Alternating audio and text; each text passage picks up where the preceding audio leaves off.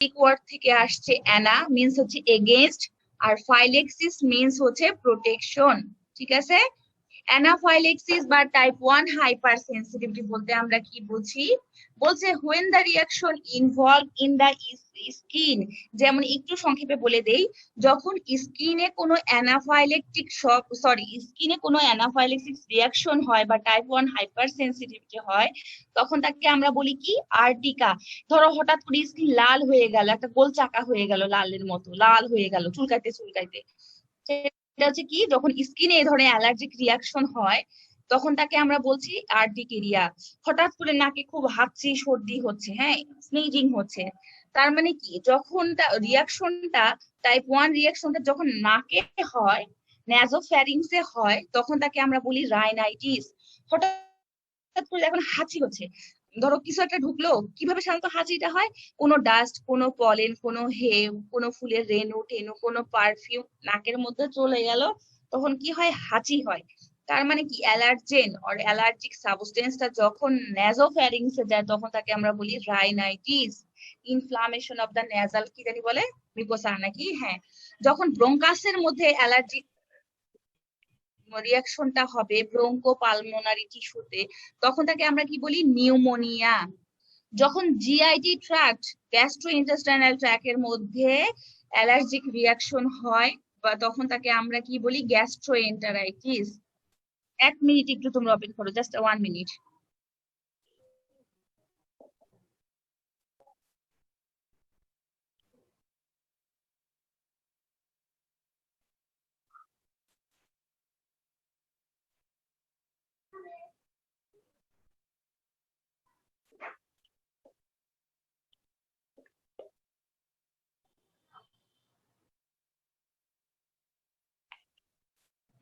আমি আসছি আসছি আসছি।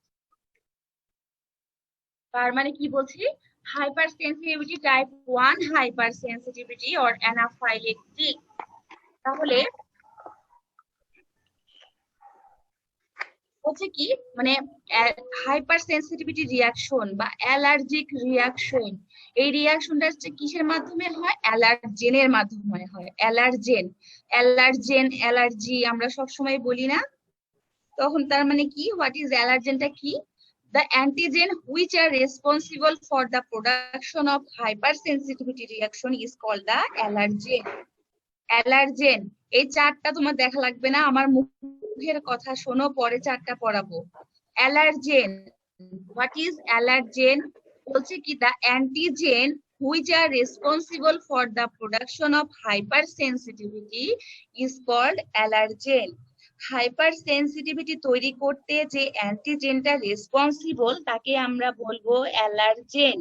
হাইপার সেন্সিটিভিটি তৈরি করতে যে অ্যান্টিজেন রেসপন্সিবল তাকে আমরা বলবো অ্যালার্জেন।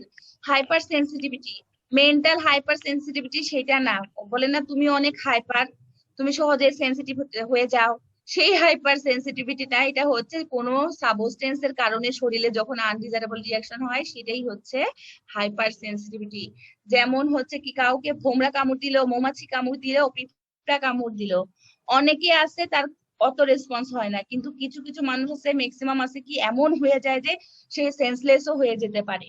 এটাই হচ্ছে হাইপার সেন্সিটিভিটি।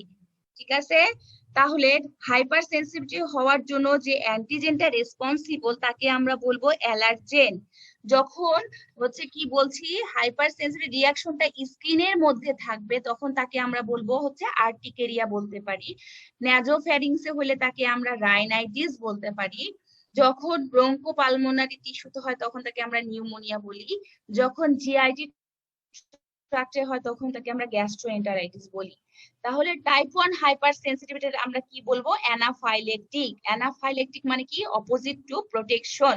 এখন টাইপ 1 হাইপার সেন্সিটিভিটিটা কি বলছে? টাইপ 1 হাইপার সেন্সিটিভিটি এমন হতে পারে যেটার কারণে মানুষের মৃত্যুও হতে পারে। কেমন করে বলো তো? টাইপ 1 হাইপার সেন্সিটিভ, ধরো একটা সাপে কামড় দিল, সাপে কামড় দিল, এটা হচ্ছে টাইপ 1 হাইপার সেন্সিটিভিটি। স্নেক যদি বাইট করে, এমন যদি যেটা খুব পয়জনাস হয়, তাহলে কি হতে পারে? দেখা যেতে পারে যে 2 থেকে 30 মিনিটের মধ্যে, আধা ঘন্টার মধ্যেও ডেথ হয়ে যেতে পারে, তাই না? একসাথে 15-20টা হচ্ছে ওই যে কি বলে ওটাকে, মৌমাছি, অনেক সময় কি হয়, বাইট করলো, বা একজন লোককে অনেকগুলা মৌমাছি একসাথে ধরলো, তার কি হয়? হাইপার সেন্সিটিভ রিয়াকশন হয়ে সে শক হয়ে সে ডেথও হতে পারে। তাহলে বলছে যে হাইপার সেন্সিটিভিটির ফলে ডেথও হতে পারে। কখন এটা হবে?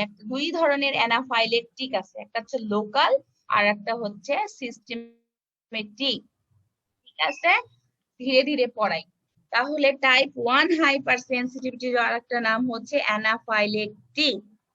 যেই অ্যান্টিজেনটার হাইপার সেন্সিটিভিটির জন্য রেসপন্সিবল তাকে আমরা বলবো অ্যালার্জেন্স।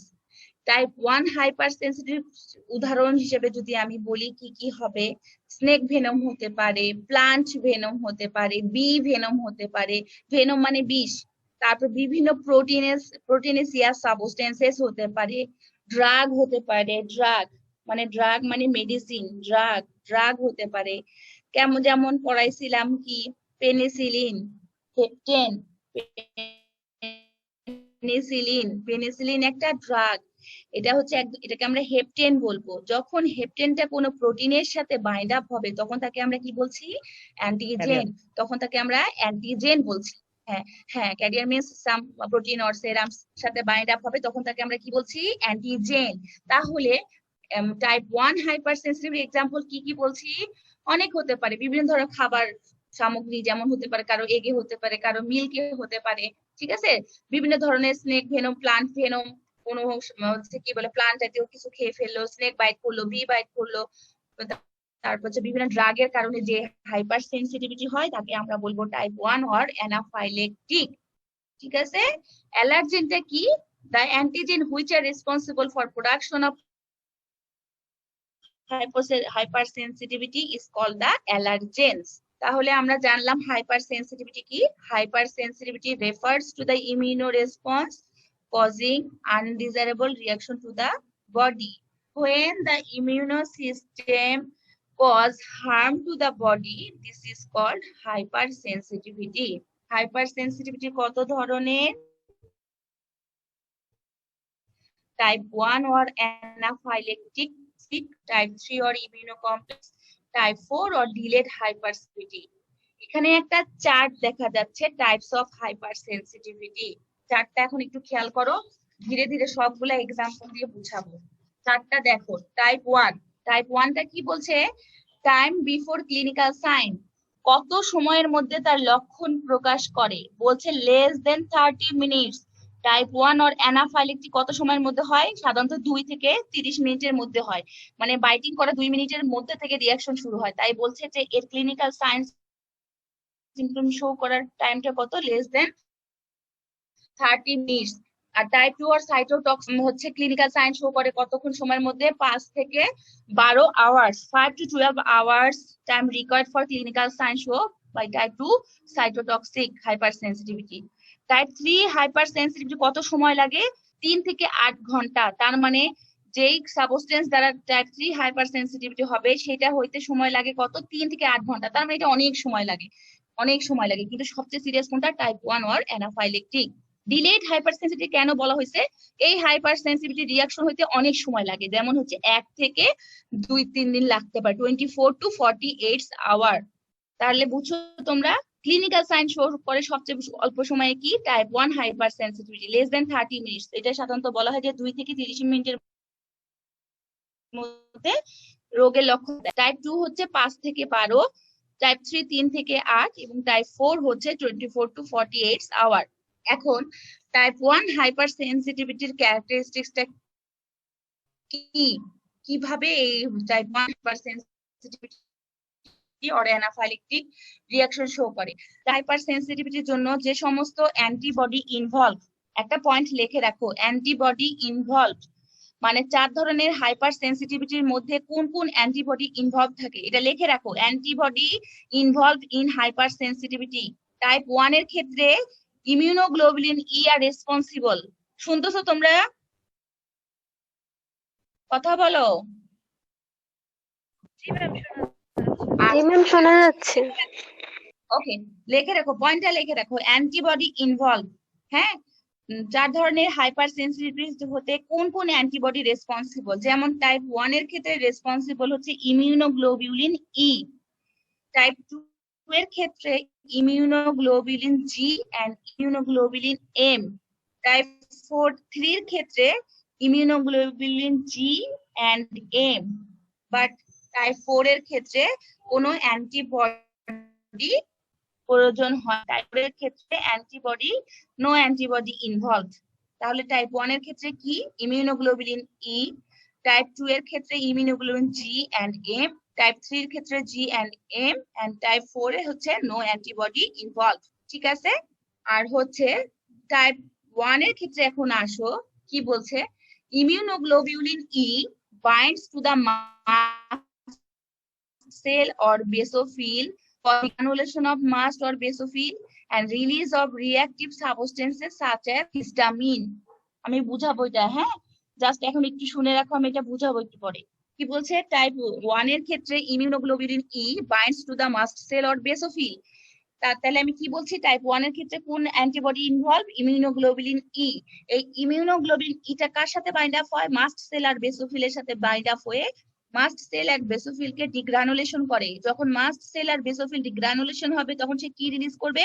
বিভিন্ন ধরনের মেডিয়েটরস রিলিজ করবে, as হিস্টামিন, সেরোটোনিন, প্রোস্টাগ্ল্যান্ডিন, লিউকোট্রাইন্স, এগুলো রিলিজ করবে।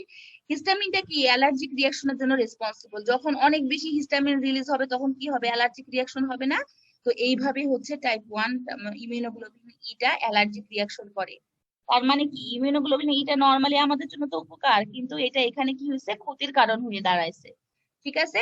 এক্সাম্পল টাইপ 1 এর যেমন কোন কোন হতে পারে বলছে? Anaphylactic shock from drug injection. Anaphylactic shock from drug injection. কিছু কিছু ড্রাগ আছে, যেমন হতে পারে পেনিসিলিন, আরো অনেক ধরনের ড্রাগ আছে। এই ড্রাগ গুলা দিলে কি হয়? অ্যানাফাইলেকটিক শক হতে পারে। মানে কি? শক হলে কি হয়? অ্যানাফাইলেকটিক শক হলে আলটিমেটলি ডেথও হয়ে যেতে পারে, আবার নাও হতে পারে। ঠিক আছে? ইনসেক্ট ভেনম, বিভিন্ন ধরনের ইনসেক্ট বাইটিং করলে টাইপ 1 অ্যানাফাইলেকটিক রিঅ্যাকশন হয়। কমন অ্যালার্জিক কন্ডিশন, এক একজনের এক একটাতে অ্যালার্জি হয়, সেই অ্যালার্জিক কন্ডিশন সাচ এজ হে ফিভার, অ্যাজমা, এই সমস্ত। ঠিক আছে? এখন টাইপ 2 কি বলছে? যদি আরেকটা কথা বলি, হ্যাঁ, যে টাইপ 1 বা টাইপ 2, 3, 4 এর ক্ষেত্রে কোন কোন সেল ইনভলভমেন্ট, এই পয়েন্টটা লিখে রাখো। সেল ইনভলভমেন্ট টাইপ 1 এর ক্ষেত্রে হচ্ছে মাস্ট সেল আর বেসোফিল। টাইপ 1 এর ক্ষেত্রে কোন সেল ইনভলভমেন্ট আছে? Mast cell and basophil. কোন ধরনের অ্যান্টিবডি ইনভলভ? Immunoglobulin E. আর হচ্ছে মেডিয়েটর কি কি আছে টাইপ 1 এর ক্ষেত্রে? আমরা বললাম হিস্টামিন, ব্রাডিকাইনিন, সেরোটোনিন, প্রোস্টাগ্ল্যান্ডিন, লিউকোট্রাইন্স। ইনফ্লামেশন পড়ছিল না? ইনফ্লামেশনের এই সমস্ত কেমিক্যাল সেক্রেট হয় না? এখানেও সেই সমস্ত কেমিক্যাল মেডিয়েটরস গুলা সেক্রেটেড হয়। ঠিক আছে? টাইপ 2 আর সাইটোটক্সিক, এটা কি ধরনের? এটা কিভাবে করে? টাইপ 2 হাইপার সেন্সিটিভিটি বলছে antigen causes formations of immunoglobulin M and G antibodies that bind to the target cell when combined with action of complement destroy target cell. তার মানে কি? Antigen causes formation of M and G. অ্যান্টিজেনটাই হচ্ছে কি? Allergen. যখন হচ্ছে বডিতে অ্যান্টিজেনটা ঢুকবে তখন ইমিউনোগ্লোবুলিন এম এবং জিটাকে কি করবে? রেসপন্সিবল হবে।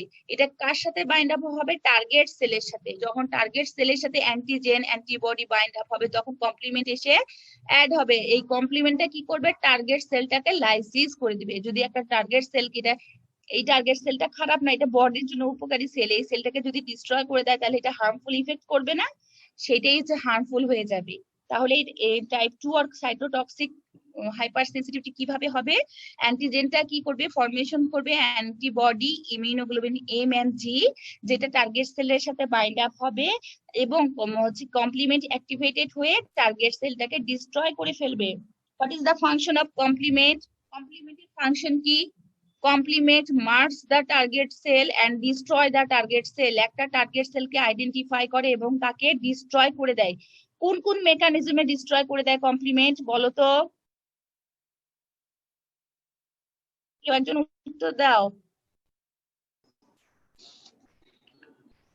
তো দাও। Madam phagocytosis, opsonization, cytolysis. Good. Okay, opsonization, inflammation, cytolysis. হ্যাঁ অপশনাইজেশন ইনফ্লামেশন, ভেরি গুড, তার মানে তোমরা বুঝছো। তাহলে কি হয় টাইপ 2, যেমন এক্সাম্পল কি কি আমরা বলতে পারি, transfusion reaction, Rh incompatibility, blood transfusion reaction, আর একটা হচ্ছে কি আরএইচ ইনকম্প্যাটিবিলিটি। এগুলো আমি বুঝাবো, হ্যাঁ এখন আমি একটু একটু পড়ি তারপরে বুঝাবো। তাহলে কোন সেল ইনভলভমেন্ট এই ক্ষেত্রে সেল ইনভলভমেন্ট হচ্ছে আরবিসি, ডাব্লিউবিসি এন্ড প্লাটিলেট। এই পয়েন্টটা লিখে রাখো, সেল ইনভলভমেন্ট টাইপ 1 এর ক্ষেত্রে মাস্ট সেল, বেসোফিল, টাইপ 2 এর ক্ষেত্রে আরবিসি, ডাব্লিউবিসি এন্ড প্লাটিলেট। ঠিক আছে, এখানে কোন ধরনের মেডিয়েটর সেক্রেটেড হয়, এখানে কি এক্সট্রা কাজ করে, এখানে কমপ্লিমেন্ট, এখানে কোনো কেমিক্যাল মেডিয়েটরস নাই, এখানে কমপ্লিমেন্ট অ্যাক্টিভেটেড হয়। ঠিক আছে, টাইপ 3 টা কি, টাইপ 3 টাকে আমরা বলছি immuno complex. Type 3 or immuno complex. Immuno complex কিভাবে কাজ করে, antigens and antibody form complex that causes damaging inflammation. Antigen আর অ্যান্টিবডিটা একটা কমপ্লেক্স, ইমিউনো কমপ্লেক্স তৈরি করে, যেটাকে হচ্ছে ইনফ্লামেশনের করে মানে ইনফ্লামেশনটাকে ড্যামেজ করে দেয়, ইনফ্লামেশন প্রক্রিয়াটা হইতে দেয় না। যেমন হচ্ছে কি আর্থ্রাস রিঅ্যাকশন, সেরাম সিকনেস, আর্থ্রাস রিঅ্যাকশন, এগুলো আমি পরে পড়াবো। টাইপ 4 টাকে কি বলছি, ও সেল ইনভলভমেন্ট। টাইপ 3 এর ক্ষেত্রে কোন সেল ইনভলভমেন্ট, এটার ক্ষেত্রে host tissue cell, host tissue cell, হোস্টে যে টিস্যু আছে সেই টিস্যু সেল, বিভিন্ন টিস্যু হইতে পারে, সেটা আমরা পরে জানবো।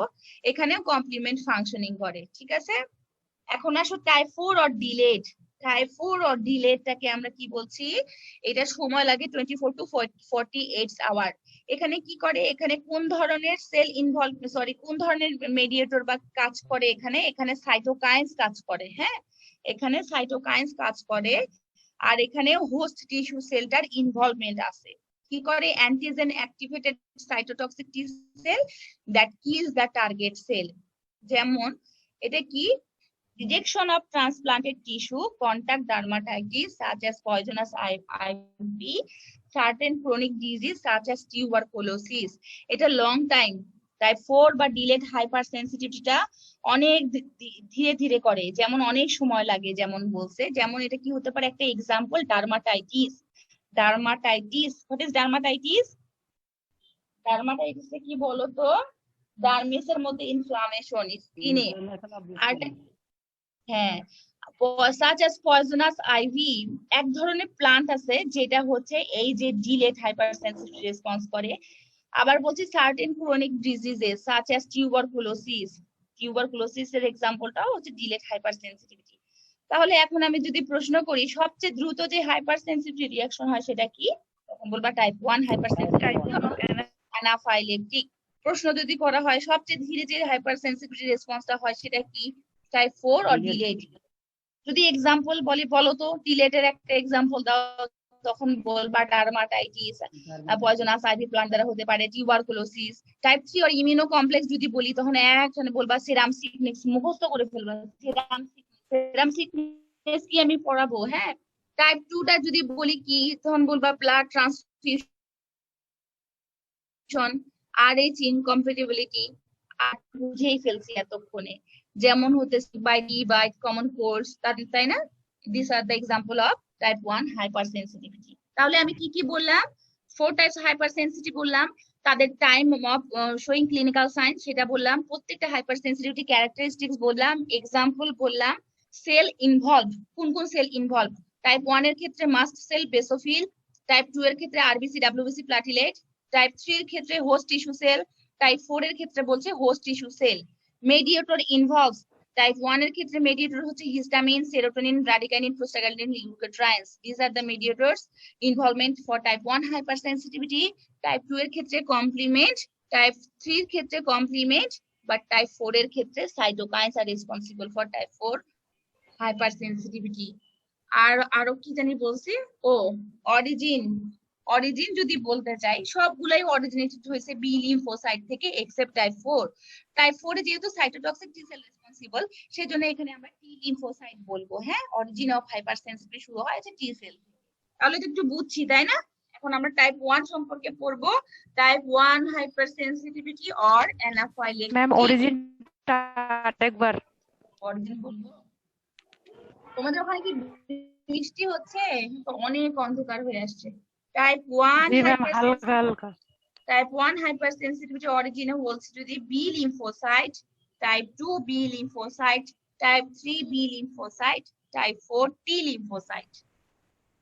ম্যাডাম টাইপ 3 এর উদাহরণটা যেন কি বলছিলেন madam? Type serum sickness, Arthurs reaction, serum sickness একদম মুখস্থ করে ফেলবা serum sickness. What is serum sickness আমি এখন পড়াবো, হ্যাঁ? আসো, type 1 or anaphylactic. Type 1 or anaphylactic বলছি, anaphylactic means opposite of protection. যখন টাইপ 1 হাইপারসেনসিটিভিটি বলছে যে অ্যালার্জেনটা কোথায় থাকে, স্কিনে থাকে, তাকে আর্টিকেরিয়া বলবো, নাসোফ্যারিংসে থাকলে রাইনাইটিস, ব্রঙ্কোপালমোনারি টিস্যুতে থাকলে নিউমোনিয়া, জিআইটি ট্র্যাক্টে থাকলে gastroenteritis. Type 1 hypersensitivity reaction produce the symptom of minor convenient to death. দেখা যায় যে অনেক ক্ষেত্রে ডেথও হতে পারে। বলছে this reaction produce within 2 to 30 minutes, 2 থেকে 30 মিনিটসের মধ্যে টাইপ 1 হাইপারসেনসিটিভ রিঅ্যাকশন হতে পারে। তারপর হচ্ছে কি the primary cellular components of type 1 hypersensitive mast cell and basophil. The immunoglobulin is responsible for these types of hypersensitivity reaction. When the antigens are responsible for the production of hypersensitivity reaction is called the allergen. Allergen কি এখন তাহলে আমরা বুঝছি, তাই না? এখন আসো mechanism of type 1 hypersensitivity. Oh sorry, আরেকটা কথা বলে নিই, এই যে অ্যানাফাইলেকটিক অর অ্যানাফাইলেক্সিস, এটা হচ্ছে দুই ধরনের আছে। একটা হচ্ছে কি লোকালাইজড অ্যানাফাইলেক্সিস, আর একটা হচ্ছে সিস্টেমেটিক অ্যানাফাইলেক্সিস। তো অ্যানাফাইলেক্সিস কি বলছি, অ্যানা মিন্স against আর ফাইলেক্সিস প্রোটেকশন। অ্যানাফাইলেক্সিস দুই ধরনের, একটা লোকালাইজড আর একটা হচ্ছে সিস্টেমেটিক। লোকালাইজড কি, the allergen found in the local tissue and degranulation takes place in the specific tissue. যখন একটা লোকাল টিস্যুতে বা স্পেসিফিক কোন টিস্যুতে একটা অ্যালার্জেন থাকে তখন তাকে আমরা লোকালাইজড অ্যানাফাইলেক্সিস বলবো। The allergen found in the local tissue and degranulation takes place in this specific tissue is called the localized anaphylaxis. যেমন উদাহরণ কি কি হতে পারে, জ্বর হতে পারে, হে ফিভার, অ্যাজমা হতে পারে, তারপর হচ্ছে হিপস হতে পারে, HIV/ES। হিপস মানে কি জানো, স্কিনটা লাল হয়ে যাওয়া, স্কিন লাল হয়ে যাওয়াটাকে হিপস বলে, HIV/ES। আবার কি হতে পারে, ইচিং, চুলকানো, ইচিং, এগুলো হচ্ছে কি লোকালাইজড অ্যানাফাইলেক্সিস বা লোকাল অ্যানাফাইলেক্সিস এর উদাহরণ হচ্ছে fever, asthma, itching, redness of skin. সিস্টেমেটিকটা কি, কথা বন্ধ করো তোমাদের। Systematic key has entered into the body due to the circulation and found in the different tissue of the body. Then degranulation takes place in different tissue is called the systematic. যখন অ্যালার্জেনটা inter into the body হবে, সার্কুলেশনে যাবে এবং বিভিন্ন অর্গানে পাওয়া যাবে, টিস্যুতে পাওয়া যাবে এবং সেই টিস্যুতে ডিগ্রানুলেশন হবে, তাকে আমরা বলবো সিস্টেমেটিক অ্যানাফাইলেক্সিস। যেমন কি কি, শক, ব্রেথিং ডিফিকাল্টি, শক, ব্রেথিং ডিফিকাল্টিস হচ্ছে সিস্টেমেটিক অ্যানাফাইলেক্সিস এর উদাহরণ। যখন সিস্টেমেটিক অ্যানাফাইলেক্সিস হবে তখনই শক হবে, হ্যাঁ, আর শক হলে ডেথও হতে পারে।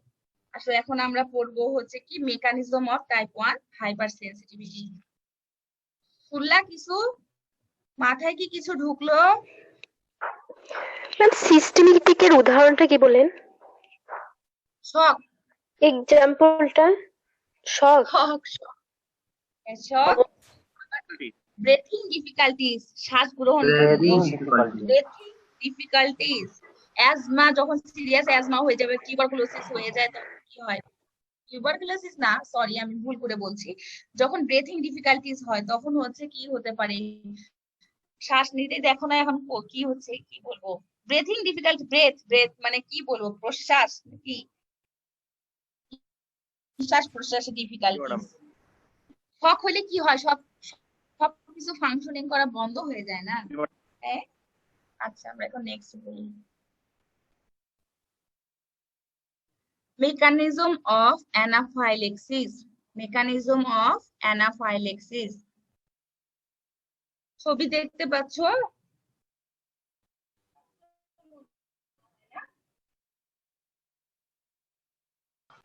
হ্যাঁ বলো বলো mechanism of anaphylaxis anaphylaxis or type 1 hypersensitivity. এখানে আমরা একটা কি দেখতে পাচ্ছি, মাস্ট সেল বেসোফিল, সারফেসে দেখতে পাচ্ছি হচ্ছে ইমিউনোগ্লোবিউলিনস, এটা কোন ইমিউনোগ্লোবিউলিনস, এটা ইমিউনোগ্লোবিউলিনস ই, এই যে একটা দেখতে পাচ্ছি দুইটা ইমিউনোগ্লোবিউলিনের সাথে একটা অ্যাটাচমেন্ট হয়েছে, এটা একটা হচ্ছে অ্যান্টিজেন অর অ্যালার্জেন। এই পাশে যে যেগুলো সাবস্টেন্সেস দেখতে পাচ্ছি এই সমস্ত কি, এগুলো হচ্ছে গ্রানুলস গুলো রিলিজ হয়ে গেছে, আর হচ্ছে গ্রানুলস মিডিয়েটেড গুলো সেক্রেটেড হচ্ছে। কি বলছে ছবিতে, ছবিতে বলছে immunoglobulin E antibody produced in response to an antigen coated mast cell and basophil. When an antigen bridges the gap between two adjacent antibody molecules of the same specificity, the cell undergoes degranulation and releasing histamine and other mediators. এখন আমি এটা একটু বুঝাই, একটু শোনো। At one hypersensitive কি হবে বলছে, the allergens, শোনো, the allergens enter into the body. হাইপারসেনসিটিভ হওয়ার জন্য কি করতে হবে, অ্যালার্জেনটাকে শরীরের মধ্যে ঢুকতে হবে। কিভাবে ঢুকলো, হয় স্নেক বাইট করলো, অথবা হচ্ছে কি বলে বি ভেনম গেল, অথবা হে ডাস্ট, যে ড্রাগ, সবকিছু গেল। কি হলো বলছে যে যখন allergens enter into the body go to the circulation. Normally যে কোনো অ্যালার্জেন যদি শরীরের মধ্যে যায় তাহলে কি হবে, অ্যালার্জেন মানে যদি যায় তাহলে কি হবে, সেটা বি সেলকে অ্যাক্টিভেটেড করবে না, বি সেলকে অ্যাক্টিভেটেড করলো। বি সেলটা কি করবে, প্রলিফারেশন হবে, ডিফারেন্সিয়েশন হবে। এই মেকানিজম গুলো আমরা সবসময় জানি, এটা কমন মেকানিজম।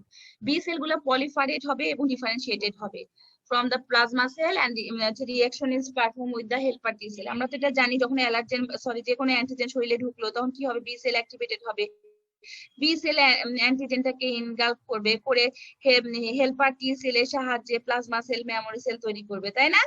কিভাবে করবে, ওই যে ইন্টারলিউকিন সাইটোকাইন সেক্রেট করবে, সাইটোকাইন টি সেলকে স্টিমুলেট করবে। এগুলো আমাদের কমন কথা, এগুলো আমরা আগে পড়ে ফেলছি। হ্যাঁ, তার মানে অ্যালার্জেন ঢুকলো, এই সমস্ত কাজ কেবল প্রক্রিয়া শুরু হলো। এরপরে আসো আসল কথা কি হবে, the plasma cell produce immunoglobulin E and immunoglobulin bind on the surface of the mast cell and basophil.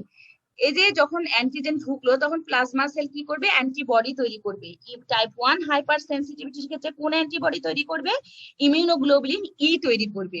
এই ইমিউনোগ্লোবুলিন ইটা কার সাথে অ্যাটাচমেন্ট হবে, শরীরে গিয়ে মাস্ট সেল অথবা বেসোফিলের সাথে অ্যাটাচমেন্ট হবে। ইমিউনোগ্লোবুলিন ইটা কি করবে, immunoglobulin having the high affinity to the receptor of the mast cell and the basophil.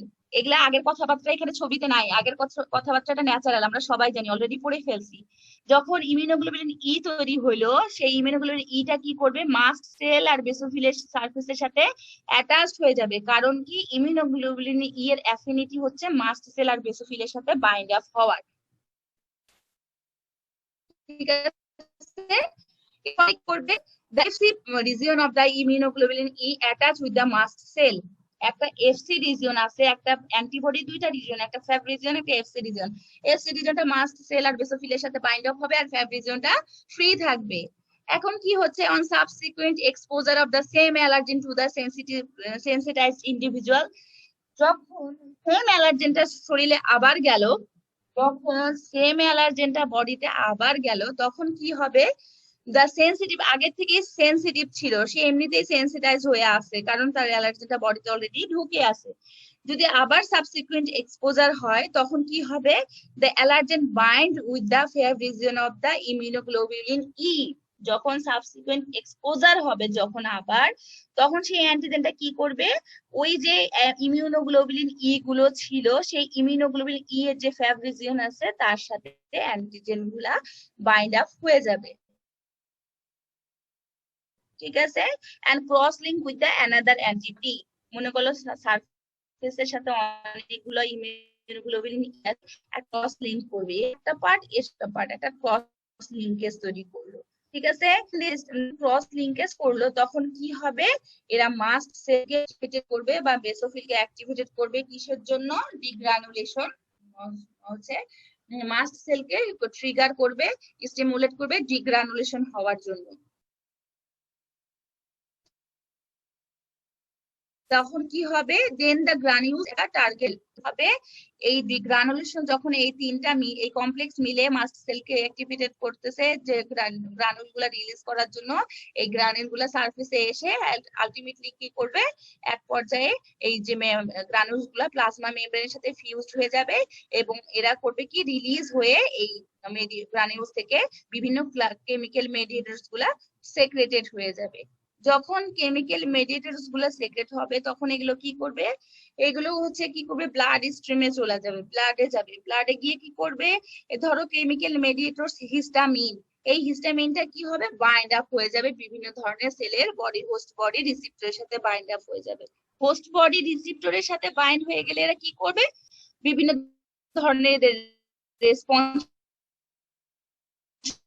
যেমন ডাইলেটেড দিতে পারে, মাসেল গুলাকে কনস্ট্রিক্টেড করে দিতে পারে, যেমন ইনফ্লামেশনে পড়ছিলা, ঠিক এই সব রিঅ্যাকশনের কারণেই হচ্ছে অ্যানাফাইল্যাক্টিক রিঅ্যাকশন হবে এবং টাইপ 1 হাইপারসেন্সিটিভ। যেমন দেখা গেল যখন ডিগ্রানুলেশন হয়ে গেল, ডিগ্রানুলেশন হয়ে মেডিয়েটর যেমন হচ্ছে আনপ্লিজেন্ট এন্ড ড্যামেজিং রিঅ্যাকশন। তোমরা কি শুনতে পাচ্ছ না? আমার ইন্টারনেট প্রবলেম হতেছে নাকি? জি ম্যাম, শুনতে পাচ্ছি। আচ্ছা, যেমন হচ্ছে কি বলছে, যখন কেমিক্যাল মেডিয়েটর হবে সাউন্ড বন্ধ করো তোমাদের, যখন কেমিক্যাল মেডিয়েটর গুলো সিক্রেট হবে তখন কি করবে, আনপ্লিজেন্ট আর ড্যামেজিং রিঅ্যাকশন শুরু করবে বা অ্যালার্জিক রিঅ্যাকশন শুরু হবে। হ্যাঁ, যেমন হিস্টামিন কিসের জন্য তাই আমরা জানি না।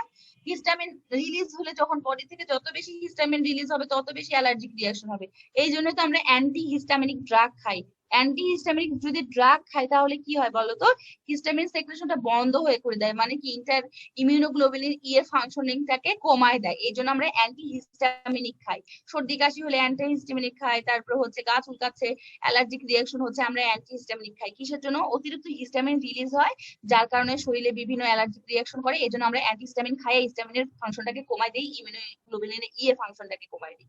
ঠিক আছে, এখন বিভিন্ন কেমিক্যাল মেডিয়েটরস কি করে, যেমন histamine, the release of histamine increase the permeability and distension of the blood capillaries. Histamine কি করে, হিস্টামিন ব্লাডের হচ্ছে ইনক্রিজ দ্য পারমিয়াবিলিটি, ব্লাড ভেসেলের পারমিয়াবিলিটি বাড়ায় দেয়, and distension of the blood capillaries, যখন ব্লাড ভেসেলের পারমিয়াবিলিটি বেড়ে যাবে তখন কি বেশি বেশি ব্লাড সাপ্লাই শুরু হয়ে যায় না, তাই ব্লাড ক্যাপিলারি গুলাকে ডিস্টেনশন করে দেয়, যার কারণে কি হয়, রেজাল্টিং ইডিমা, সোয়েলিং, ইরাইথ্রিমা, ইডিমা হয়ে যাওয়ার ফলে কি হয়, সোয়েলিং হয়ে যেতে পারে, ইরাইথ্রিমা, রেডনেস হয়ে যেতে পারে।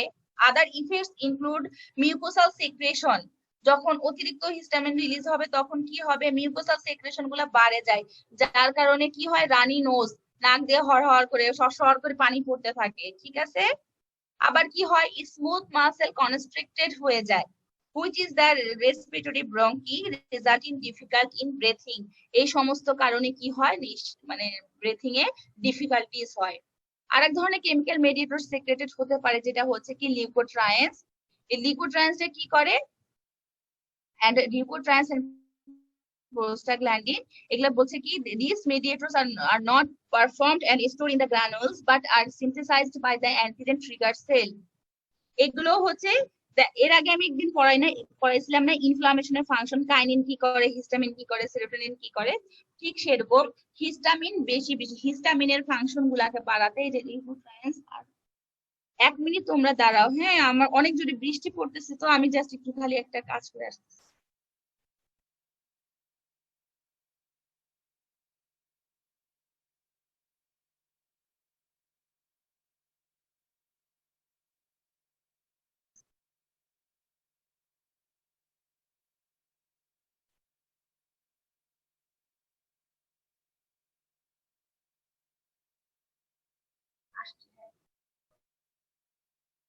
বৃষ্টি পড়তেছে অনেক জোরে। কি হয়, এই যে আদার মেডিয়েটরস include লিউকোট্রায়েন্স of various types and prostaglandin.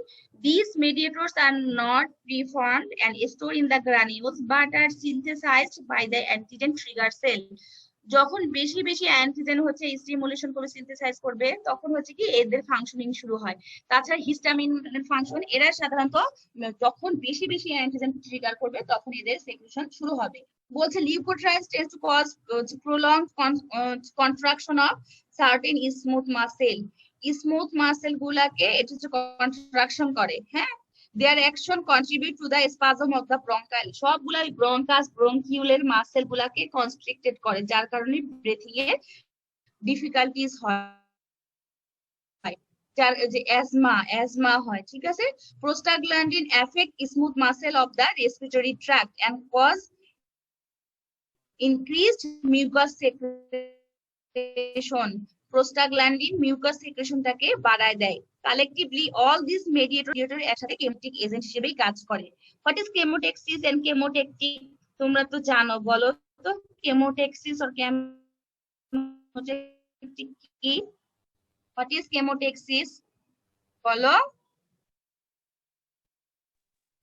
কেমোটেক্সিস body যে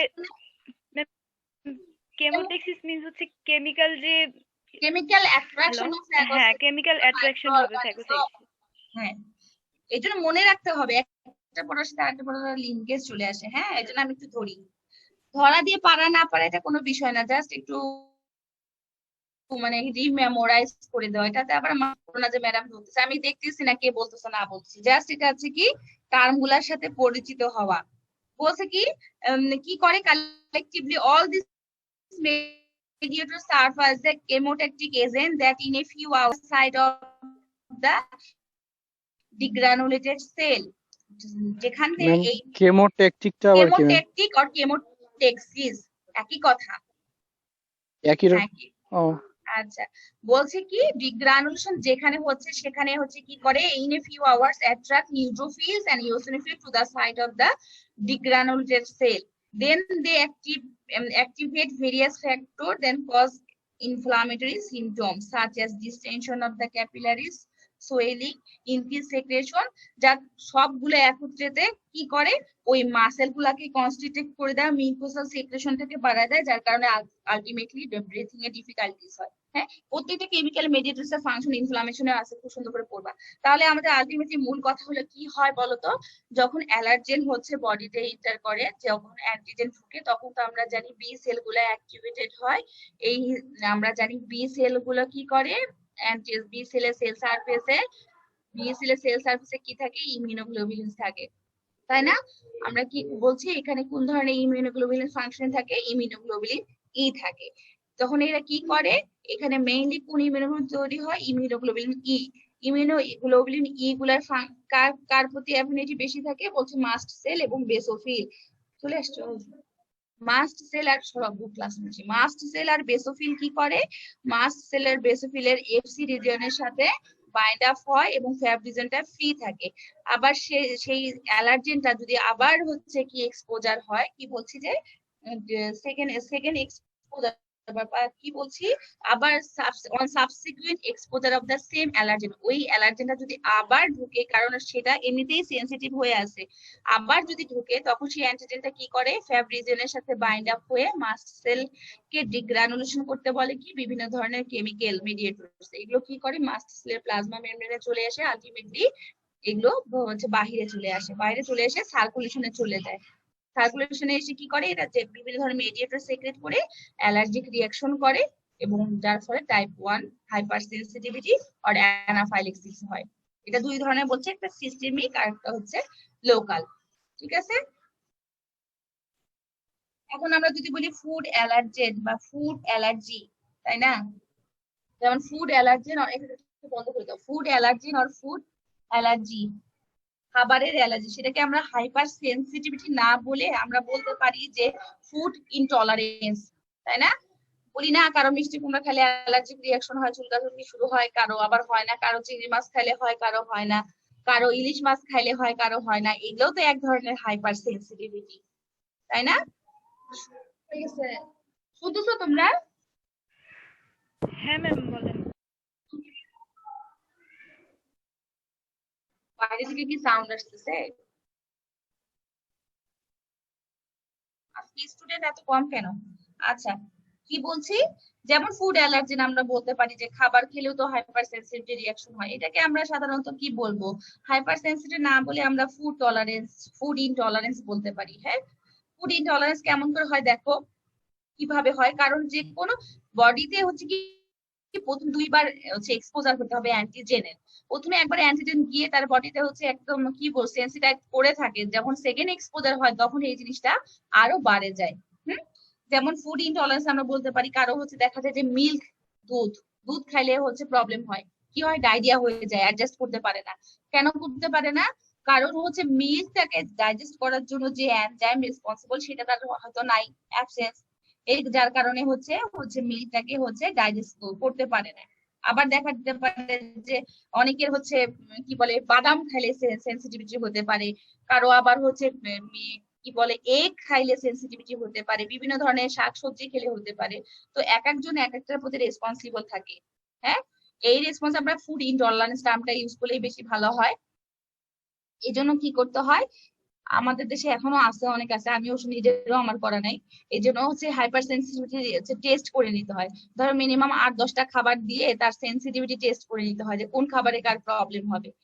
এটা এক ধরনের স্কিন টেস্ট করে, স্কিনের নিচে হচ্ছে মানে কি বলে ডান পাশের নিচে ওই ওই ফ্লুইডটা খাবারের যে ইয়াটা সেটা হচ্ছে দিয়ে দিয়ে তার রিয়াকশন দেখে, যে দেখা যায় 2-3 মিনিটের মধ্যে স্কিনের মধ্যে হচ্ছে একটা লেশন তৈরি করে ফেলে দিতে পারে। তাহলে বুঝবো যে হ্যাঁ এই খাবারে সে সেন্সিটিভ। বাইরের দেশে এগুলো সবসময় টেস্ট করে যে কে কোন খাবারে সেন্সিটিভ। এই সেন্সিটিভিটি থেকে রক্ষা পাওয়ার একটাই উপায়, যার যেটা খাইলে প্রবলেম হবে তাকে সেই খাবারটা অ্যাভয়েড করতে হবে। এই হাইপার সেন্সিটিভিটি থেকে রক্ষা পাওয়ার একটাই উপায়, খেয়ে দেখতে হবে, তাই বলে খাবার বাদ দেওয়া যাবে না। খাবার খেয়ে দেখতে হবে, যার যেটাতে প্রবলেম করতেছে তাকে সেই খাবার না খেয়ে অন্য খাবার খেতে হবে, এতে সে কি হবে রিমুভ পেয়ে যাবে হাইপার সেন্সিটিভিটি। তারপরে এখন আবার এটাও ডাক্তাররা নিষেধ করে যে খাবার বন্ধ করা যাবে না, কারণ এক একটা খাবারের তো এক একটা পুষ্টিগুণ। এই জন্য হচ্ছে কি বলবো যে টলারেন্স, এগুলো আর অনেক কঠিন বিষয় থাকলে আমরা না যাই, তাই একটু বললাম। এখন আমরা টাইপ 2 পড়বো। হ্যাঁ, টাইপ 2 হাইপার সেন্সিটিভিটি। টাইপ 2 কে আমরা কি বলছি? Type 2 or cytotoxic. Type 2 hypersensitivity or cytotoxic. Cytotoxic এর এক্সাম্পল কি বলছি? ব্লাড ট্রান্সফিউশন অথবা RH incompatibility. Type 2 hyper sensitivity.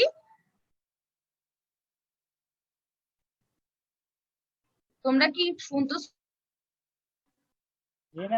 শুনতে পাচ্ছি। জি ম্যাম, শোনা যাচ্ছে। Good.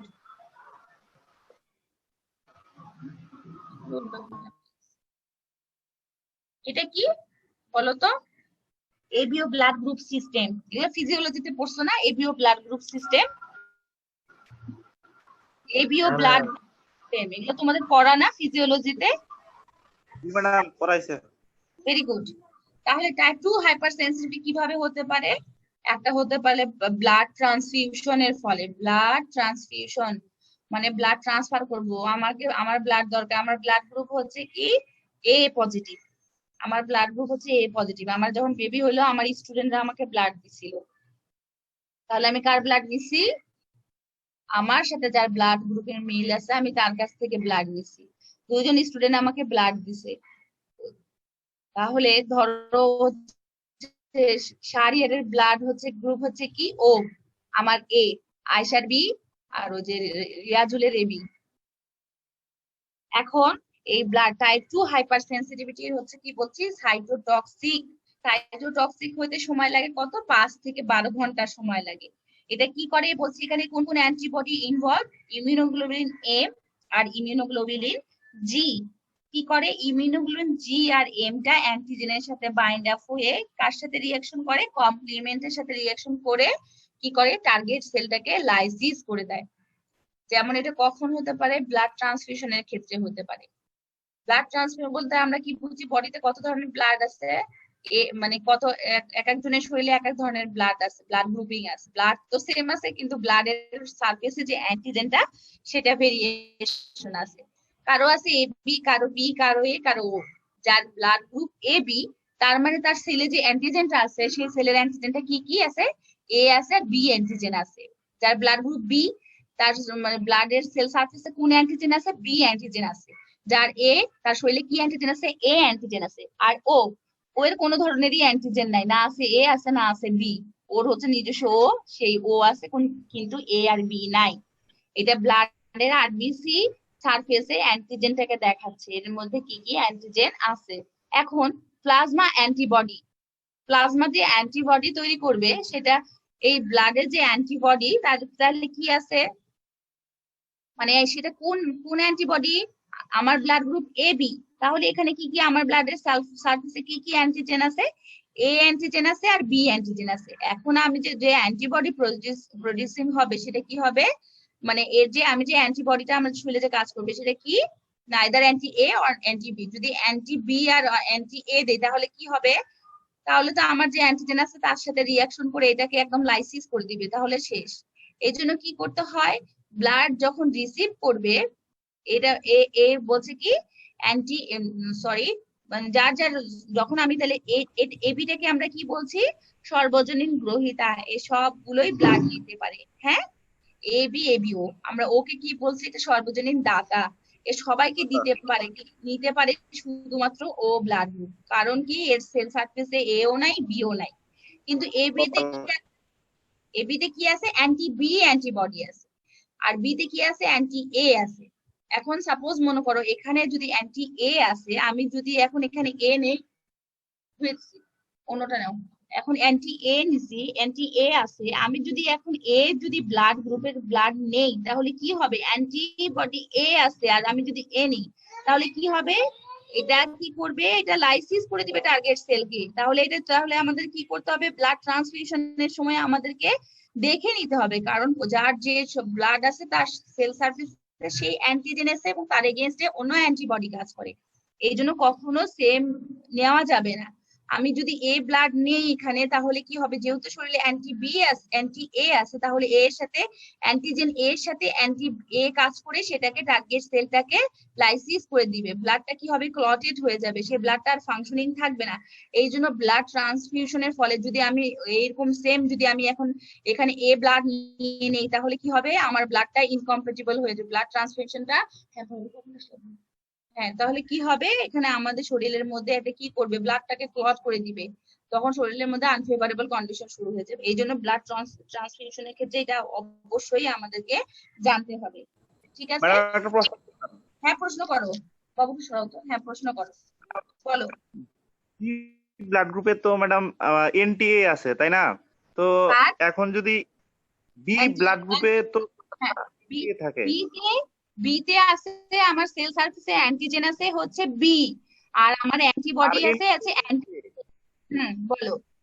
এখন যদি আমরা এবি ব্লাড গ্রুপ নেই তাহলে তো ওইখানে এ আছে, তাহলে এনটিএ আর এ একটা রিঅ্যাকশন হবে না ম্যাডাম? কোথায় আমি কিনবো এবি ব্লাড গ্রুপ, আমি বি ম্যাডাম সব সময় আছে। নিতে পারবে বি আর ও কে। হ্যাঁ, যেহেতু ও এর সেল সারফেসে কোনো অ্যান্টি এ আর অ্যান্টি বি, কোনো এ আর বি অ্যান্টিজেন নাই, বি সব সময় নিতে পারবে, যে কোনো ব্লাড গ্রুপ তার নিজস্ব ব্লাড গ্রুপটাকে নিতে পারবে। হ্যাঁ, কিন্তু বি এর মধ্যে এ নাই, সেল সারফেসে এ অ্যান্টিজেন নাই, কিন্তু অ্যান্টি এ আছে। এবি যে আছে এবি এবি নাকি এ ও বি দুইটাকে দিতে পারবে, এটা কি দেওয়া যাবে ম্যাডাম, এবি থেকে বি অথবা এ কে, মানে এবি ব্লাড গ্রুপ যে আছে সে কি বি অথবা এ কে দিতে পারবে?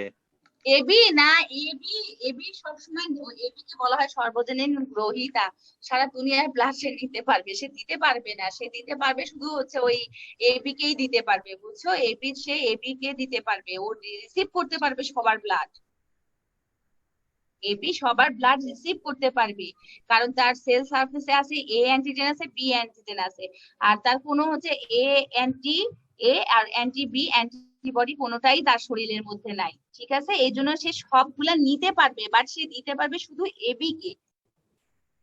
ঠিক আছে ম্যাডাম, কিন্তু মানে এবি যদি নেওয়ার ক্ষেত্রে যদি বি বি নেয় তাহলে তো ওইখানে ম্যাডাম এবি তে তো একটা এ অ্যান্টিজেন আছে কিন্তু বি তে তো ম্যাডাম এনটি এ আছে, তাহলে ওইখানে ওই ক্ষেত্রে কি হবে? বুঝতে পারলাম না তোমার কথাটা, আবার বলো তো। এবি তো মানে সবার ব্লাড নিতে পারবে তাই না, হ্যাঁ হ্যাঁ তো যদি বি বলো, হ্যাঁ ব্লাড সবার গ্রুপে ব্লাড নেয়, নিতে পারবে তো। যদি বি বি বি হ্যাঁ, ওর সেল বি ব্লাড সারফেসে ও শরীরে anti A anti B antigen আছে কিন্তু কোনো ধরনের অ্যান্টিবডি নাই, মানে anti A or anti B এইটার কোনোটাই নাই, সেই জন্য এ সবারটা নিতে পারবে, মানে সবারটা নিলে কোনো হচ্ছে যে কি বলে ওটাকে রিয়াকশন হবে না, অ্যাগ্লুটিনেশন রিয়াকশন হবে না। ঠিক আছে, যেমন ও। এর বুঝছো, ওর কিছুই নাই, anti A or anti B, neither anti A or not anti B antibodies, কোনোটাই না। হ্যাঁ ম্যাডাম বুঝতে পারছি। আচ্ছা ঠিক আছে। এখন তুমি যদি এখন যে বি, সে যদি এখন কি বলছে, হোয়েন এ ট্রান্সফিউশন ইজ ইনকম্পেটিবল, কখন একটা ট্রান্সফিউশনটা ইনকম্পেটিবল হবে বা হাইপারসেনসিটিভ রিঅ্যাকশন করবে। যেমন সাপোজ অ্যাজ বলছে type B blood is transfusion into a person with type A blood. Type B যদি একটা টাইপ ব্লাড এ তে দেওয়া হয় তাহলে কি হবে, the antigen of the type B blood cell will react with anti B antibody of the recipient serum. যার কারণে কি হবে, অ্যান্টিজেন অ্যান্টিবডি কমপ্লিমেন্টের সাথে রিঅ্যাকশন করে ওই সেলটাকে, ডোনারের যে সেলটা আছে সেটাকে লাইসিস করে দিবে। যখন লাইসিস করে দিবে কমপ্লিমেন্টের সাথে রিঅ্যাকশন করে, তখন কি হবে, এটা আনফেভারেবল সিচুয়েশন তৈরি করে ফেলবে না, তখন এক ধরনের রিঅ্যাকশন শুরু হবে। এটাকে আমরা বলবো টাইপ 2 হাইপার সেনসিটিভিটি। আর একটা এক্সাম্পল আছে, যেমন হচ্ছে RH ইনকম্পিটিবল। হ্যাঁ দেখাই, এইটা একটা, এটা যদি প্রবলেম, সরি স্লাইডটা হয়ে গেল,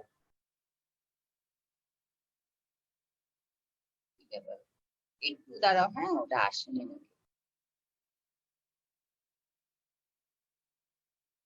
একটু একটু একটু ওয়েট করো, ছিল তো পিকচারটা, সরি, এটা কিছু মনে করবে না, জাস্ট একটা ছবি, সিম্পল একটা ছবি, haemolytic disease of the newborn. আর একটা কি বলছি, টাইপ 2, আর বলছে কি ব্লাড ট্রান্সফিউশন, আর একটা বলছি RH ইনকম্পেটিবিলিটি। RH ইনকম্পেটিবিলিটি কি, RH কোথা থেকে জানো, RH ফ্যাক্টর, RH পজিটিভ বাবা, RH পজিটিভ মা, নাম শুনছো না? যে যেমন হচ্ছে কি বলছে যে একটা এবিও ব্লাড সিস্টেম কে আবিষ্কার করছে, এবিও ব্লাড সিস্টেম আবিষ্কার করছে সায়েন্টিস্ট হচ্ছে কার্ল ল্যান্ডস্টেইনার। আমরা পড়ছি না ল্যান্ডস্টেইনারের ব্লাড গ্রুপিং, ঠিক সেরকম ব্লাডের যে 1901 সালে আবিষ্কার হয়েছে ব্লাডের গ্রুপিং। 1930 সালে একটা সায়েন্টিস্ট দেখছে যে, মানে রিসার্চ মাঙ্কি আর র‍্যাবিটের মধ্যে দেখছে যে সবার শরীরের মধ্যেই এক ধরনের হচ্ছে RH ফ্যাক্টর প্রেজেন্ট, ঠিক আছে? তো এই RH ফ্যাক্টরটা দিয়ে কি বলছে, RH ফ্যাক্টরটা আসছে রিসার্চ মাঙ্কি থেকে।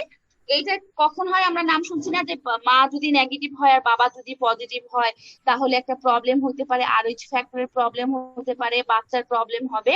এইটাও এক ধরনের হাইপার সেনসিটিভিটি রিঅ্যাকশন বা টাইপ 2 হাইপার সেনসিটিভিটি। যেমন সাপোজ এটাকে আমরা কি বলতে পারি, haemolytic disease of the newborn, যে বেবিটা হবে, আমরা নাম শুনছি যে ইরাইথ্রোব্লাস্টোফিটালিস, ইরাইথ্রোব্লাস্টোফিটালিস নাম শুনছি না, পড়ছো তো এগুলা প্যাথোলজিতে, কেন যে শুনো নাই, ইরাইথ্রোব্লাস্টোফিটালিস শুনো নাই? ম্যাডাম জি ম্যাম, শুনেছি, জি ম্যাম, পড়ছি। শুনছি। আচ্ছা আচ্ছা ঠিক আছে, অনেক সময় চলে যাচ্ছে তো, একটু তাড়াতাড়ি বলি। ইরাইথ্রোব্লাস্টোফিটালিস আমরা নাম কিন্তু শুনছি, এটাও শুনছি যে এখন আমরা সবাই ম্যাচিউর হয়েছি না, আমাদের তো এটা একটু জানা দরকার। ধরো মা যদি নেগেটিভ হয়, বাবা যদি পজিটিভ হয়, সেক্ষেত্রে যে বাচ্চাটা হবে তার কিন্তু প্রবলেম হবে। প্রথম বেবিটা নর্মাল হয়েও যেতে পারে, সেকেন্ড বেবির ক্ষেত্রে কি হবে, যে বাচ্চার জন্মগত অ্যাবনর্মালিটিস হয়ে যাবে, যেটাকে আমরা কি বলি ইরাইথ্রোব্লাস্টোফিটালিস। হ্যাঁ, এই জন্য আমাদেরকে সচেতন হইতে হবে, যখন পছন্দ করবে তোমরা কেউ কাউকে, অবশ্যই একটু ব্লাড গ্রুপিং দেখে করতে হয় না। আগের যুগে মানুষ এগুলা করতো না, দেখা যেত নিজস্ব দেখা চাচাতো মামাতো ভাই বোনের মধ্যে বিয়ে দিয়ে দিত, চাচাতো মামাতো ভাই বোনের মধ্যে বিয়ে হলে হয় কি, যে হেরিডিটারি প্রবলেম গুলো হয়, জন্মগত যে সমস্ত অ্যানোমালিজ আছে সেগুলো বেশি হয়। এই জন্য নিজেদের আত্মীয় স্বজনের মধ্যে বিয়ে শাদী করতে হয় না, নিজের চাচাতো ভাই বোন, মামাতো ভাই বোন, খালাতো ভাই বোন, এগুলো অ্যাভয়েড করতে হয়। কেন, ডেভেলপমেন্টাল বিভিন্ন ধরনের প্রবলেম হয়, ঠিক আছে? তোমরা এগুলো অ্যাভয়েড করবা। আবার হচ্ছে কি, মেয়েদের ব্লাড গ্রুপিং এর যদি প্রবলেম থাকে, কারণ কেউ যদি নেগেটিভ থাকে, নেগেটিভ নেগেটিভ কোনো প্রবলেম নেই, হ্যাঁ নেগেটিভ নেগেটিভ গুড, কোনো সমস্যা নাই, নেগেটিভ পজিটিভ হলে একটু প্রবলেম, সেটা কি, এখন অবশ্য অনেক কিছু আবিষ্কার হয়েছে তো প্রবলেমও হয় না, আচ্ছা থাকে, ইনশাল্লাহ হবে না। এখন আমরা দেখি, বাবা যদি RH পজিটিভ হয়, আমার মা যদি RH নেগেটিভ হয়, তাহলে কি হয়, মা হচ্ছে RH নেগেটিভ, হ্যাঁ, তাহলে প্রথমে যে মা মা মা যে বাচ্চা ক্যারি করবে প্লাসেন্টাতে, প্রথম যে ফিটাসটা থাকবে সেটা কি হবে, RH মাদার ক্যারিং হার ফার্স্ট RH পজিটিভ, বাবা পজিটিভ তো প্রথম বেবিটা পজিটিভ ব্লাড ক্যারি করতেছে। তাহলে কি হচ্ছে, RH antigens from the developing fetus can enter the mother's blood during delivery. যখন প্রথম বেবিটা মাতে থাকবে তখন সে কি হবে, পজিটিভ ব্লাড নেবে। তোমাদের সাউন্ড মিউট করো।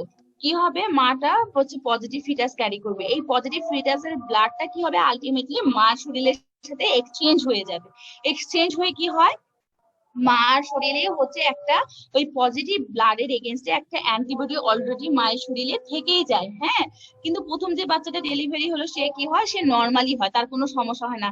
কিন্তু second exposure of the fetal RH antigen, same ফাদারের পজিটিভ অ্যান্টিজেনটা যদি মাটার কাছে আবার যায়, সেকেন্ড বেবির ক্ষেত্রে কি হবে, যেহেতু মায়ের শরীরে আগে থেকে আরএইচ পজিটিভ একটা অ্যান্টিবডি তৈরি হয়েছিল, সেটা কি করবে, যখন সেকেন্ড টাইম একটা বেবি তার হচ্ছে প্লাসেন্টাতে আসবে, সে কি করবে, যেহেতু পজিটিভ ব্লাড আসছে এবং বাচ্চাটা পজিটিভ, কিন্তু সেই পজিটিভের এগেইনস্টে যে অ্যান্টিবডিটা সেটা অলরেডি তাই প্লাসেন্টাতে চলে এসে ক্রস লিঙ্ক করে একটা অ্যাবনর্মাল কন্ডিশন তৈরি করে দিবে। এই অ্যাবনর্মাল কন্ডিশনকে আমরা কি বলবো, ফিটালিস। এটাকে আমরা বলবো হাইপার সেনসিটিভিটি। বুঝতে পারছো? ম্যাডাম এটা বুঝতে পারছি ম্যাডাম। হ্যাঁ, গুড। ম্যাম ফার্স্ট বেবিতে কোনো প্রবলেম দেখা যাবে না। হ্যাঁ, ম্যাডাম ফার্স্ট বেবিতে কোনো প্রবলেম দেখা যাবে না। না না না না, বলো এখন বলো, ফার্স্ট বেবিতে কোনো প্রবলেম হবে না, কারণ হচ্ছে মা ছিল নেগেটিভ, বাবা ছিল পজিটিভ। হ্যাঁ, মার যে প্লাসেন্টাতে বাচ্চা ফিটাসটাতে সেটা হচ্ছে বাবা থেকে ব্লাড এসে বেবিটা পজিটিভ বেবি হয়েছে, কিন্তু সেই পজিটিভ বেবির এগেইনস্টে মায়ের শরীরে ব্লাডটা কি করছে, অলরেডি কিছু কিছু অ্যান্টি এ পজিটিভ ব্লাড তৈরি করে রাখছে। যখন সেকেন্ড এক্সপোজার হলো, সেকেন্ড বেবি কনসেপ্ট করলো, তখন সেকেন্ড বেবিটাতে কি হবে, ওই যে পজিটিভ বাবা থেকে ব্লাড আসছে তার শরীরে পজিটিভ ব্লাডই আছে, কিন্তু মায়ের শরীরে কিছু কিছু অ্যান্টি মানে কি বলবো অ্যান্টি পজিটিভ ব্লাড অ্যান্টিবডি তৈরি করে রাখছে। সেই অ্যান্টিবডিটা অ্যান্টিজেনের সাথে রিয়াকশন করে অ্যাবনর্মাল কন্ডিশন তৈরি করে দিবে, যেটাকে আমরা বলবো ইরাইথ্রোব্লাস্টোফিটালিস। এটা বা টাইপ 2 হাইপার সেনসিটিভিটির এক্সাম্পল। ঠিক আছে, আর কি পড়বো আমরা এখন, ইমিউনো কমপ্লেক্স হাইপার সেনসিটিভিটি। আর পড়বো না, আজকে বাদ দিব। টাইপ 3 অর ম্যাডাম বাদ দিয়ে দেন। ম্যাডাম পড়াগুলো আজকে অনেক কঠিন। জি ম্যাডাম একটু কমপ্লিকেটেড। আমি তো বুঝাইলাম অনেক। আমরা বুঝছি কিন্তু আজকে আর বাদ না, আর বাসাতে বলছে না। আচ্ছা ঠিক আছে, আচ্ছা আজান আচ্ছা ঠিক আছে, আমরা এখন একটু রিভিউ করব আর শেষ, আর 2 মিনিট আজানটা শেষ হোক, আজান সাউন্ড অন।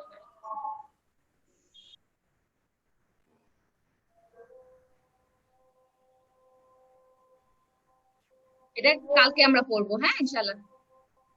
G madam. এখন একটু রিভিউ করি কি কি পড়াইলাম।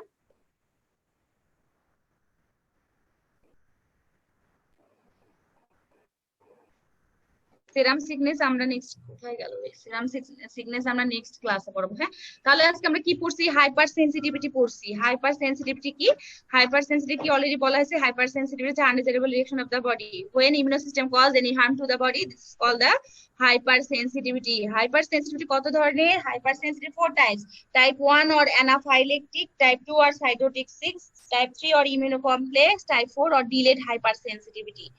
চারটার পার্থক্য পড়ছি, এক্সাম্পল পড়ছি, কোন সেল ইনভলভ, কোন ইমিউনোগ্লোবিউলিন ইনভলভ, কত সময় লাগে, আমরা সব পড়ছি। অ্যানাফাইলেক্সিস পড়ছি, অ্যানাফাইলেক্সিস কি, এটা কি টাইপ 1 হাইপারসেনসিটিভিটি। দুই ধরনের অ্যানাফাইলেক্সিস হয়, একটা সিস্টেমিক, একটা হচ্ছে লোকাল, তাই না? সিস্টেমিক অ্যানাফাইলেক্সিস আর লোকাল। টাইপ 1 হাইপারসেনসিটিভিটি কিভাবে হতে পারে, বলছি যে এটা হতে পারে স্নেক ভেনম, তারপর বি ভেনম, তারপর হচ্ছে অ্যালার্জেন, হেড, ডাস্ট, বিভিন্ন কারণে হতে পারে। সময় কত লাগে টাইপ 1 হাইপারসেনসিটিভ হতে, 2 থেকে 30 মিনিট সময় লাগতে পারে। ঠিক আছে, তারপর আরো কি বললাম, কিভাবে রিঅ্যাকশন করে, ওই যে যখন অ্যান্টিজেন ঢুকবে, ফার্স্ট এক্সপোজার হবে, ইমিউনোগ্লোবুলিনস গুলোকে হচ্ছে কি করবে, হচ্ছে বি সেল গুলো অ্যাক্টিভেটেড হবে, যেভাবে আমরা হিউমোরাল ইমিউনো রেসপন্স করছিলাম ঠিক সেরকম। বাট এখানে কোন ইমিউনোগ্লোবুলিন কাজ করবে, ইমিউনোগ্লোবুলিন ই। ইমিউনোগ্লোবুলিন ই কি করবে, যেটা মাস্ট সেল আর বেসোফিলের প্রতি হচ্ছে কি, মাস্ট সেল আর বেসোফিলের প্রতি অ্যাফিনিটি বেশি থাকবে, যেটা কি করবে, মাস্ট সেল আর বেসোফিল ইমিউনোগ্লোবুলিন ই এর এফসি রিজিয়নের সাথে অ্যাটাচমেন্ট হবে, ফ্যাব রিজিয়নটা ফ্রি থাকবে। আবার subsequent same exposure of the same allergen যখন হবে, তখন কি হবে, ইমিউনোগ্লোবুলিনস ই এর যে ফ্যাব রিজিয়ন আছে তার সাথে ক্রস লিংক করে স্টিমুলেটেড করবে মাসেল বেসোফিলকে ডিগ্রানুলেশন করার জন্য বিভিন্ন ধরনের মেডিয়েটরস, তারপরে মেডিয়েটরস গুলো সেক্রেটেড হয়ে ব্লাড স্ট্রিমে গিয়ে অ্যানাফাইলেক্সিস করবে, তাই না? কি বুঝছো? তার মধ্যে আমরা কি কি পড়লাম, আর হচ্ছে কি ইমিউনো কমপ্লেক্সে কি পড়ছি, ইমিউনো কমপ্লেক্সে আমরা পড়লাম হচ্ছে ইমিউনো কমপ্লেক্স হতে পারে হচ্ছে ব্লাড ট্রান্সফিউশনের ফলে হতে পারে, যেটা হচ্ছে এবিও ব্লাড সিস্টেমের ডোনার এবং রিসিপিয়েন্টের যদি সমস্যা হয় তখন তা কি হতে পারে, তখন হচ্ছে ব্লাডটা ক্লটেড হয়ে যেতে পারে, আলটিমেটলি সেলটা লাইসিস হয়ে যেতে পারে। আর এটা কি বললাম, আরএইচ ইনকম্প্যাটিবিলিটি। আরএইচ ইনকম্প্যাটিবিলিটি আমরা বললাম যে ডোনার এবং রিসিপিয়েন্ট যদি পজিটিভ নেগেটিভ হয় তখন কি প্রবলেম হতে পারে, এবং হচ্ছে কি যার ফলে যে ডিজিজটা হয় সেটাকে আমরা বলবো ইরাইথ্রোপ্লাস্টোফিটালিস। এখন তোমাদের কি কোশ্চেন আছে করো। ম্যাডাম আমি তো আজকে একটু লেট করে আসছিলাম ম্যাডাম, আপনি বলছিলেন যে ভ্যাকসিনের ডোজ সম্পর্কে একটু বলা বাকি ছিল ম্যাডাম, ওটা কি হ্যাঁ, হ্যাঁ। বলছিলেন ম্যাডাম? না না না, তাহলে ঠিক।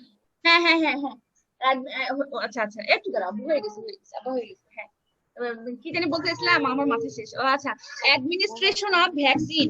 আমি গত ক্লাসে বলছিলাম যে আর কিছু সরো না, অ্যাডমিনিস্ট্রেশন অফ ভ্যাকসিন।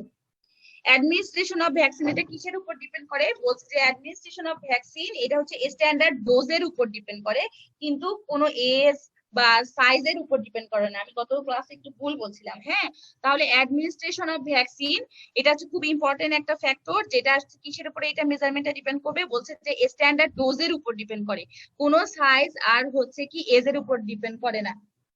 ভ্যাকসিনের স্ট্যান্ডার্ড ডোজের উপর। ম্যাম ম্যাম হ্যাঁ হ্যাঁ, আমি কালকে দেখছি মানে ভ্যাকসিনের ডোজ দুইটা চিজের উপর ডিপেন্ড করে, বইয়ে দেখলাম। Thank you. দুইটা জিনিসের এজ উপর। Age and quantity. হ্যাঁ, কোয়ান্টিটিটাকেই আমরা দুইটা। বলবো হচ্ছে স্ট্যান্ডার্ড ডোজ। হ্যাঁ, এখন আমি তোমাদেরকে জি ম্যাম। আমি বলি, গত ক্লাসে আমি বলছিলাম, তখন আমি যে শাহরিয়ারের সাথে আলোচনা করছি, তিতুমিরের সাথে করছি, কারণ আমার একটু প্রবলেম হচ্ছিল। বলছে কি ভ্যাকসিনের ডোজটা হচ্ছে কি, ভ্যাকসিনটা যে আমরা অ্যাডমিনিস্ট্রেশন করব সেটা হচ্ছে স্ট্যান্ডার্ড ডোজের উপর ডিপেন্ড করে। কারণ হচ্ছে কি অ্যান্টিজেন প্রেজেন্টিং সেলটা অ্যান্টিজেনের কোয়ান্টিটির উপর ডিপেন্ড করে। হ্যাঁ, অ্যান্টিজেন প্রেজেন্টিং সেলটা যে অ্যান্টিজেনের সাথে বাইন্ড হবে সেটা তার পরিমাপের উপর ডিপেন্ড করে, কিন্তু সাইজ বয়সের উপর ডিপেন্ড করে না। এখন এজ আর বলা যে এজের উপর ডিপেন্ড করে আর কোয়ান্টিটির উপর ডিপেন্ড করে, হ্যাঁ সেটা ঠিক আছে এই সূত্রে যে যখন ধরো হচ্ছে ইন কেস অফ হচ্ছে চাইল্ড, যেমন হচ্ছে যে বিসিআরডিবি হচ্ছে বেবি চিক রানীক্ষেত ডিজিজ ভাইরাস, আর আরটিবি হচ্ছে রানীক্ষেত ডিজিজ। এখন বিসিবি হচ্ছে কত থেকে শুরু হয়? শুরু হয় হচ্ছে 0 days টু ধরো 0 days টু 3 months।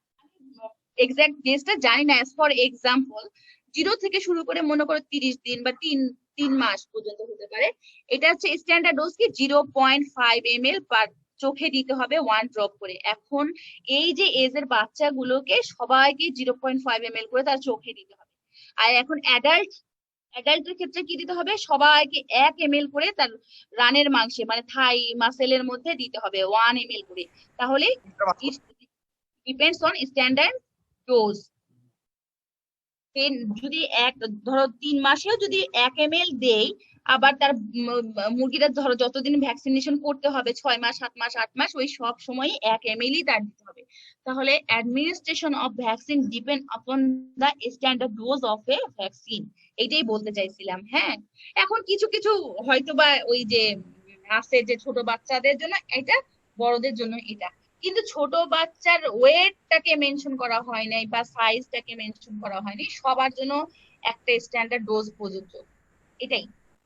আমরা মানে শিডিউল ইনক্লুড করতে পারি, মানে শিডিউল অনুযায়ী কি কি মানে ভ্যাকসিনটা যে দিব মানে কোয়ান্টিটি বলতেছেন, ওটা কি এটা ডোজের যে একটা শিডিউল? হ্যাঁ হ্যাঁ, ওটা সব জায়গায় শিডিউলের সাথে ডোজ একটা স্ট্যান্ডার্ড ডোজই থাকে শারিয়াল। যেমন মনে করো বিসিআরডিবি সব সময় 0.5 ml দিতে হয়, কিন্তু আরডিবি সব সময় 1 ml দিতে হয়। হ্যাঁ, এইটা বলছি যে vaccine present administration depend on standard dose, কিন্তু এইটা নাই যে 1 সপ্তাহে 0.5 ml 2 সপ্তাহে 0.6 ml, এরকম না, সব সময় 0.5 ml দিতে হয়। জি ম্যাডাম। কিন্তু ড্রাগের ক্ষেত্রে দেখা যায় যে যে বয়সের সাথে রিলেশন থাকে না, যেমন 10 কেজির জন্য 1 ml, আবার 20 কেজির জন্য 2 ml, এরকম থাকে না, কিন্তু ভ্যাকসিনের ক্ষেত্রে অলওয়েজ একটা স্ট্যান্ডার্ড ডোজ মেইনটেইন হয়, এটা বলতে চাইছিলাম। বুঝছো? ম্যাডাম ঠিক আছে, আজকে শেষ করি নাকি? জি ম্যাডাম। আচ্ছা আচ্ছা, থ্যাংক ইউ ভেরি মাচ, ভালো থাকো তোমরা। জি ম্যাম, আসসালামু আলাইকুম। ওয়ালাইকুম আসসালাম, আল্লাহ হাফেজ। হ্যাঁ।